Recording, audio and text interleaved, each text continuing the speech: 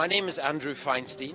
I'm a former ANC Member of Parliament from South Africa. I served under Nelson Mandela from the time of our first democratic election in 1994, after we had been liberated from the system of apartheid.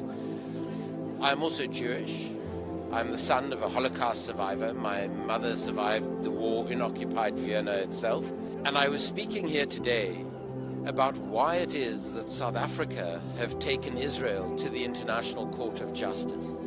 Because I think it's particularly symbolic that it is South Africa, because South Africa knows what apartheid is. We had apartheid in our country for 350 years.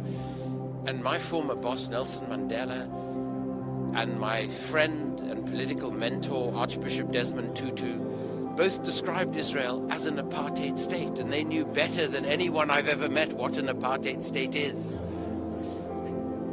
And they were very critical of apartheid because of apartheid Israel, because apartheid Israel was a very close ally of apartheid South Africa. They helped each other become nuclear powers to develop nuclear weapons.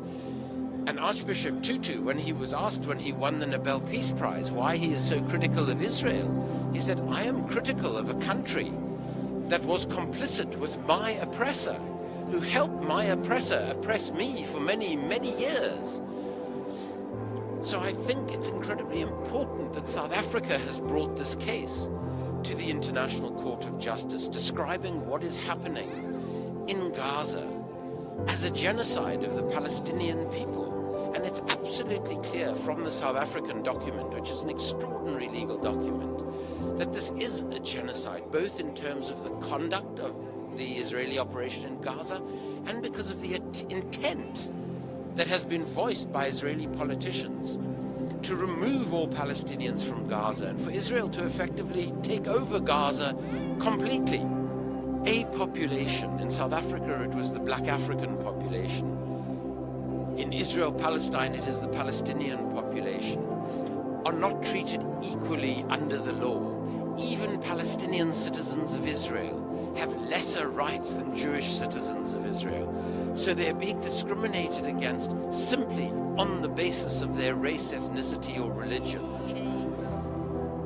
The second thing is that what apartheid South Africa did is they tried to break the black African population into what they called little homelands or Bantustans, little territories that were not connected to each other, in much the same way as Israel in its occupation of the occupied territories has inserted Israeli settlements and separated bits of Gaza, the West Bank, Hebron, Ramallah from each other, so that there is no possible two-state solution, is very similar to the apartheid system of Bantustans.